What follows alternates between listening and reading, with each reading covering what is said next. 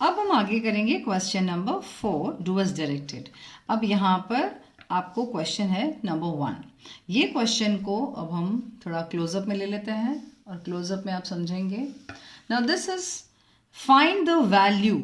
अब यहाँ पे ए नंबर और बी नंबर दो सम्स दिए गए हैं बी का, ठीक है। तो यहाँ पे ए का है 40% ऑफ अ डजन। क्या परसेंटेज निकालना है?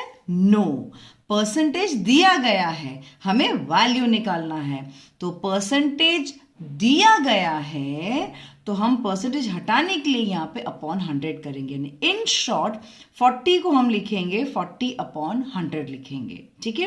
अब आता है यहाँ पे अ डजन। भाई किसका निकालना है? 40% किसका निकालना है? डजन का। डजन में कितनी चीज होती है पहले ये पता होना चाहिए। तो हम सबसे पहले यहाँ पे लिखेंगे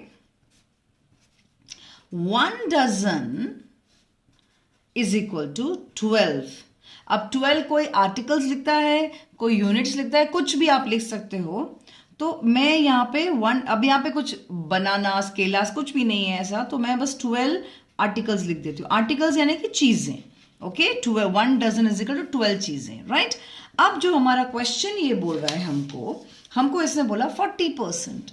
इसने हमको क्या बोला? 40%। तो 40% तो यानी मैं क्या करूंगी? 40/100 लिखूंगी। क्यों? क्योंकि यहाँ पे जो 40 है वहां यहाँ पर क्या बन जाना चाहिए? 40/100, क्योंकि हमको परसेंटेज हटाना है और क्या निकालना है? वैल्यू निकालना है, राइट। इसलिए तो यहाँ पर ये हो गया। अब मल्टीप्लाई किससे करेंगे इसको?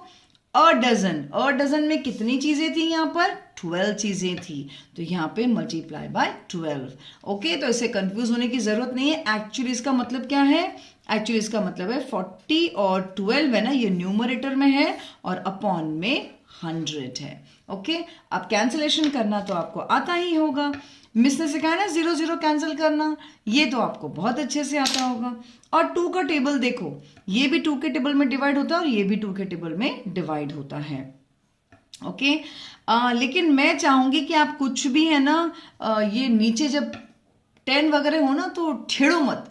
छेड़ो मत का मतलब ये होता है कि आप उसको कोई भी है ना ये मत निकालो, उसका पॉइंट में मत आंसर निकालो। क्यों मिस? क्योंकि देखो अभी बताती हूँ क्यों। 12 4 क्या होता है? 12 4 48 अपॉन 10। अब यहाँ पे क्योंकि 10 है तो आपको वो जो बैठ के डिवाइड करने की वैसे जरूरत नहीं है। डायरेक्टली नीचे एक 0 है तो ऊपर एक नंबर के लास्ट में आइए और एक टिक कीजिए। एक टिक करने के बाद जो आपका आंसर आएगा दैट इज 4.8। बात समझ में आया? 4.8 ये आपका आंसर हो गया। बात समझ आया? तो यहां पे ना हमको डिवाइड करने में टाइम वेस्ट करना पड़ा, बस ये 0 था ना नीचे तो ये हमको हेल्प कर दिया पॉइंट लगाने में, ठीक है। तो this is 4.8 is your answer. तो यहाँ पे 40% ऑफ अ डजन, तो 40% of a dozen is 4.8। Exactly है, तो वैल्यू मिल गया आपको। और अगर आपको फाइनली लिखना है, आपके स्कूल में अगर लिखवाया है तो आप ऐसे लिख सकते हो 40% of a dozen is equal to 4.8. Is that clear? Okay. Now coming to the next question. Next question हमको क्या बोल रहा है? Next question हमको बोल रहा है 12% of 1200. तो परसेंटेज निकालना है ना, हमें वैल्यू निकालनी है। तो यहां से परसेंटेज का साइन हटाने के लिए हमको अपॉन 100 करना पड़ेगा। तो अब ये जो बी वाला सम है ये हम कैसे करेंगे? यहाँ पर दिस इज क्वेश्चन 4। अब इसको हम कैसे करेंगे इधर? तो पहले तो हम लिखेंगे 12/100। ओके, 12/100 लिखा और यहां पर multiply by 1200। Is that clear? 12 का जो परसेंटेज था उसकी जगह हमने ये लिखा और यहां पे परसेंटेज हटाया और यहां पर 100 लिखा, ये बन गया 1200। अब यहां पे बहुत लकीली ये 2 0 और ये 2 0 कैंसिल हो जाते हैं, तो बचता क्या है? 12 × 12। अगर टेबल नहीं आता है, in case if you don't know the table, तो आपको टेबल करना पड़ेगा। तो टेबल कैसे मतलब मल्टीप्लाई करके देखना पड़ेगा, और आता है तो बहुत अच्छी बात है। जैसे 12, wait I show you, 12 multiply by 12, ये हम रफ में करके देखेंगे। 2 2 ज़ा 4, 2 1 ज़ा 2, मल्टीप्लाई किया 1 2 ज़ा 2, 1 1 ज़ा 1, इनको हमको प्लस करना है, राइट? तो this will give you 4, this will give you 4, this will give you 1, 144. तो 12 इंटू 12 इज इक्वल टू 144. अब यहाँ पे आप जो आंसर लिखेंगे तो आपको ऐसे लिखना पड़ेगा जो क्वेश्चन में लिखा हुआ है, जैसे therefore 12% of 1200 is equal to 144. ये आपका आंसर हो गया. I hope this is very clear to you, right? अब मेरे पास जो क्वेश्चन है ना, ये टॉप में लिखा हुआ है, ये इतना क्लियर नहीं है, बट लेकिन जितना मैं समझ पा रही हूँ तो इसलिए मैं क्वेश्चन करवाने की कोशिश कर रही हूँ. ओके, अब लेट मी सी हम पढ़ पाते हैं कि नहीं पढ़ पाते हैं इसको. ठीक है, यहाँ पे देखो ये क्वेश्चन लिखा हुआ है, एक्चुअली लिखा हुआ है फाइंड. ये ऊपर लिखा हुआ है ना, find the perimeter of a rectangle whose area is 800. वैसे पता नहीं क्या लिखा, तो मैंने अज्यूम किया शायद ये 800 लिखा होगा, सेंटीमीटर स्क्वायर. देखो यहाँ पे स्क्वायर लिखा हुआ है क्योंकि एरिया दिया हुआ है ना, दिस इज एरिया दिया हुआ है, तो 800 स्क्वायर सेंटीमीटर स्क्वायर दिया हुआ है. And breadth is this, breadth is 10 centimetre. ये भी मैंने अंदाजा लगाया, शायद ये इसका होगा, शायद आंसर मतलब 10 दिया होगा, 10 सेंटीमीटर. और हमको निकालना क्या है, यहाँ पे पेरीमीटर निकालना है, और दिया क्या हुआ है, एरिया दिया हुआ है और ब्रेथ दिया हुआ है. कमाल का क्वेश्चन है ना, एकदम कमाल का क्वेश्चन है. अब सबसे पहले हमें क्या क्या दिया हुआ है वो हम लिख लेते हैं, क्या पूछा है वो लिख लेते हैं. ठीक है, तो यहाँ पे मैं सबसे पहले यहाँ पे जो क्या क्या दिया गया है वो लिख लेती हूँ. सबसे पहले मुझे एरिया दिया गया है, मुझे एरिया दिया गया है. यहाँ पे एरिया कितना दिया गया है उसका, मुझे कुछ 800 सेंटीमीटर स्क्वायर दिया गया है. उसके बाद मुझे ब्रेथ दिया गया है यहाँ पे, तो यहाँ पे ब्रेथ मेरे पास है 10 सेंटीमीटर, और यहाँ पर पेरीमीटर पूछा गया है. ओके, ये क्वेश्चन में दिया हुआ है, तो पेरीमीटर यहाँ पर क्वेश्चन मार्क डाला है मैंने क्योंकि पूछा गया है. अब सबसे पहले पेरीमीटर निकालने के लिए पहले फॉर्मूला बताओ क्या होता है. अगर कोई भी एरिया निकालना है कोई भी चीज का, तो और इसने बोला रेक्टेंगल है, इसने क्वेश्चन में क्लियर कर दिया है ये चीज को कि भाई it is a rectangle. Okay, ये क्लियर किया हुआ है इसने, इट इज अ रेक्टेंगल. तो पेरीमीटर ऑफ रेक्टेंगल अगर निकालना है तो फॉर्मूला क्या होता है बताओ जरा. वैसे फॉर्मूला जब हम पूरा लिखेंगे तो मैं पूरा लिखूंगी, लेकिन वैसे उसका फॉर्मूला होता है 2l + b. ये फॉर्मूला होता है पेरीमीटर ऑफ रेक्टेंगल का. मगर यहाँ पे ब्रेथ है मेरे पास, यहाँ पे 2 भी मेरे पास है, मगर कौन नहीं है मेरे पास L नहीं है. यानी कि इस रेक्टेंगल का, यानी कि जो रेक्टेंगल है बन रहा है उस रेक्टेंगल का ब्रेथ है मेरे पास, वो मेरे को कितना दिया गया है, 10 सेंटीमीटर शायद दिया गया. Yes, it is given 10 centimetre. यानी कि ये 10 है तो ये भी 10 है, मगर ये नहीं दिया गया है. अरे मिस, हम कैसे निकालेंगे पेरीमीटर. हाँ, अब हमको यहाँ पर अगर लेंथ ये निकालना है, लेंथ क्यों निकाल रहे हैं वो भी बता देती हूँ. हमको बोला तो बिल्कुल भी नहीं है, हमें तो क्वेश्चन में बोला ही नहीं है लेंथ निकालने के लिए, उसने तो पेरीमीटर निकालने को बोला है हमको तो क्वेश्चन में. बट पेरीमीटर के फॉर्मूला में तो ये आता है, और जब ये आता है तो उसमें लेंथ चाहिए. अब लेंथ चाहिए, लेकिन हमारे पास एक एक्स्ट्रा इंफॉर्मेशन है एरिया का. ओके, तो अब इसके हेल्प से हम लोग पहले लेंथ निकालेंगे, ये वाला. वो कैसे, स्टार्ट करती हूं. सबसे पहले हम लिखेंगे एरिया ऑफ रेक्टेंगल. ओके, हम ये लिखेंगे यहाँ पे. फिर यहाँ पे हमारा जो फॉर्मूला आता है वो होता है लेंथ मल्टीप्लाई बाय ब्रेथ. ये तो पता है नहीं पता है, पता है ना. Area of rectangle is equal to length multiply by breadth. तो एरिया ऑफ रेक्टेंगल मुझे क्वेश्चन में ऑलरेडी दिया गया है 800 सेंटीमीटर स्क्वायर, तो मैं 800 यहाँ पे लिख लूंगी, इज इक्वल टू के नीचे इज इक्वल टू लिखूंगी.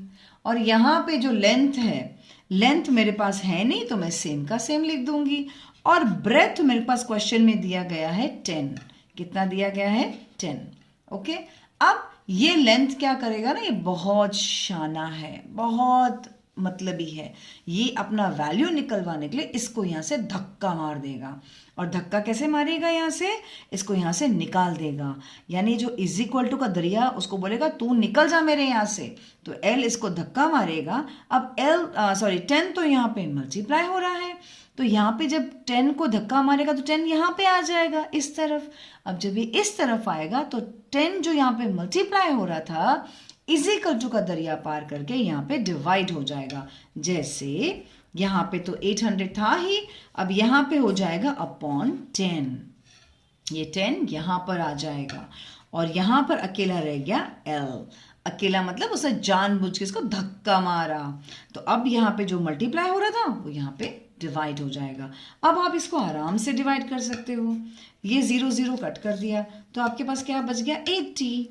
तो 80 इज इक्वल टू लेंथ, देखो 80 अपॉन 1 हो और सिर्फ 80 हो मतलब सेम होता है, ठीक है।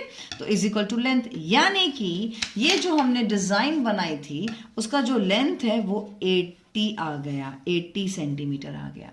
बात समझ में आ गई? अब ये 80 है तो ऑटोमेटिकली ये भी 80, ये तो 10 था तो ये तो ऑटोमेटिकली 10 ही था, ठीक है। तो ये लेंथ आ गया मेरे पास ये 80 क्या आया? सेंटीमीटर। लेंथ क्या है? सेंटीमीटर में। क्यों सेंटीमीटर में? क्योंकि जो दिया गया है यहाँ पे सेंटीमीटर की बात हो रही है इसलिए, ठीक है। अब हम आगे बढ़ते हैं। अब ये बोल रहा है इसमें, अब हमको इसको पेरीमीटर निकालना है। लेंथ भी आ गया ना हमारे पास में, हमारे पास तो लेंथ मिल गया हमको, और क्वेश्चन में तो सिर्फ पेरीमीटर पूछा है। तो अब हम डालेंगे पेरीमीटर का फॉर्मूला, ठीक है। तो पेरीमीटर का formula is perimeter of rectangle का जो फॉर्मूला होता है वो तो बहुत इजी होता है, that is 2L plus B, यानी 2 लेंथ प्लस ब्रेथ, ये फॉर्मूला होता है सबका। तो पेरीमीटर ऑफ रेक्टेंगल निकालने के लिए इज इक्वल टू को मैं यहाँ लिख रही हूँ, 2 को 2 सेम रहेगा। लेंथ मैंने अभी निकाला, कितना निकाला? 80, तो यहाँ पे आ गया 80 सेंटीमीटर। और यहाँ पर ब्रेथ कितना दिया हुआ है मेरे पास क्वेश्चन में? ऑलरेडी 10 दिया हुआ है, तो हम 10 लिखेंगे। तो ये हो जाएगा 2 इंटू 80, यानी 2, या तो आपको इन दोनों को प्लस करना है तो भी चलेगा, ठीक है। 80 प्लस 10 अगर आप करोगे तो ये तो बहुत सिंपल है, 90 आ जाएगा। अब इन दोनों को आप प्लस मल्टीप्लाई करो, 2 इंटू 90 करने की ज़रूरत नहीं है, सिर्फ 2 9 करो, 2 9 18 होता है, उसको लिख लो और फिर ये 0 यहाँ लिख दो। तो ये हो गया पेरीमीटर ऑफ रेक्टेंगल कितना हो गया? 180 सेंटीमीटर।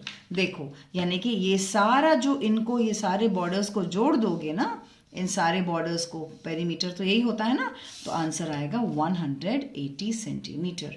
ये हमारा आंसर हो गया। लेकिन हमने क्या किया? पहले हमें क्या करना था? पहले हमें पूरा का पूरा ये एरिया के हेल्प से क्या निकाला हमने? लेंथ निकाला।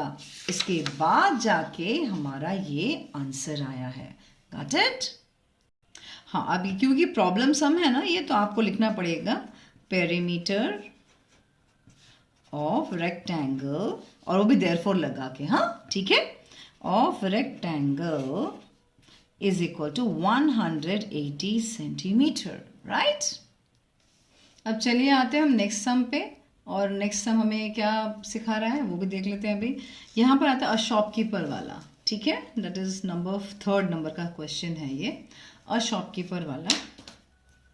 अ shopkeeper buys a television set for this much, यानी एक शॉप वाला है वो इतने में बाय कर रहा है एक टीवी को। He spends rupees this much on it's transportation. अब इतनी टीवी बड़ी होती है तो उसको किसी गाड़ी में डाल के उसके शॉप तक लाना पड़ेगा ना उसको, तो ये ट्रांसपोर्टेशन का मतलब वही है कि वो किसी गाड़ी में डाल के अपने घर तक लेके, अपनी दुकान तक लेके आ रहा है। तो इसने इतने रुपए खर्च कर दिए उसमें, यानी कोई ट्रक होगा या छोटा सा कोई रिक्शा होगा उसमें डाल के लेके आया है ये। And sells it for this much, यानी कि सेलिंग प्राइस है, ये आपको सेलिंग प्राइस बता रहा है, भाई इतने में उसने बेच दिया, यानी इतने में उसने खरीदा, उतना खर्चा किया और इतना बेच दिया। फाइंड द प्रॉफिट और लॉस मेड, इसमें प्रॉफिट हुआ या लॉस हुआ वो बताना है। तो पहले क्या क्या चीजें दी गई है पहले वो देख लेते हैं, ठीक है। तो सबसे पहले जो इसमें दी गई है दैट इज यहाँ पे मैं शॉर्ट फॉर्म में लिख रही हूँ cost price. Cost price of TV, वैसे अगर ये मैं पूरा नहीं भी लिखूँ तो भी चलेगा, मैं कॉस्ट प्राइस पूरा लिख रही हूँ यहाँ पर। दैट इज 9500 रुपीज़ का है, ठीक है, ये इतना है।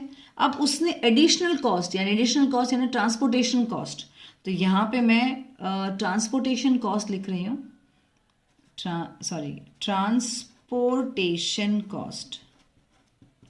ट्रांसपोर्टेशन कॉस्ट यहाँ पे कितना दिया हुआ है, रुपीज़ 320। ओके, ये 320 दिया गया है।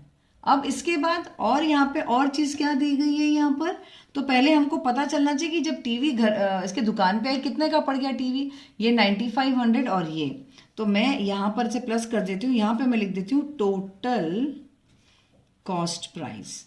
टोटल कॉस्ट प्राइस हो जाएगा 9500 प्लस 320।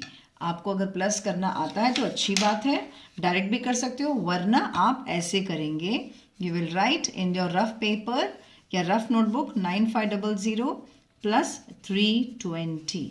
अब देखो ये जो 320 ना वो यहाँ से स्टार्ट नहीं होना चाहिए, यहाँ से स्टार्ट होना चाहिए, रिमेंबर दिस, ठीक है। ये आ गया 0, ये आ गया 2, ये आ गया 8 और ये आ गया 9, तो हमारा आंसर आया 9820, यानी 9820 रुपीज़। ओके, तो टोटल कॉस्ट प्राइस कितना आ गया अभी हमारे पास, ये आ गया। अब वो और कुछ क्या बोल रहा है हमको उसने दिया है सेलिंग प्राइस, यानी सेलिंग प्राइस कितना दिया हुआ है यहाँ पे, ₹12,000। अगर आप क्वेश्चन को ध्यान से पढ़ोगे आपको मिलेगा, ठीक है। तो यहाँ से लेकर यहाँ तक इतना समझ में आ गया आपको। अब यहाँ पे ट्रांसपोर्टेशन कॉस्ट ऑफ ये सब आपने लिख लिया। अब आपको इसने बोला है कि भाई प्रॉफिट या लॉस दिखाओ। सबसे पहले जब भी आपको ऐसा दिया जाए, मतलब प्रॉफिट या लॉस निकालना है, मैंने आपको हमेशा सिखाया है, सबसे पहले आपको सेलिंग प्राइस लिखना है और यहाँ पे कॉस्ट प्राइस लिखना है। सेलिंग प्राइस और कॉस्ट प्राइस में अभी आपके लिए टोटल कॉस्ट प्राइस कितना बन गया, 9820, और यहाँ पर कितना है, ये है।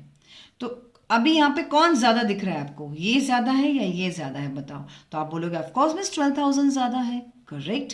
तो आप यहाँ पे ऐसे मुंह ओपन करेंगे, इसका ऐसे ओपन करने वाला, क्योंकि सेल प्राइस ज्यादा है ना, इसीलिए इसका मुंह ओपन आया, और यहाँ पे कॉस्ट प्राइस, और यहाँ पे इसकी सेलिंग प्राइस ज्यादा है।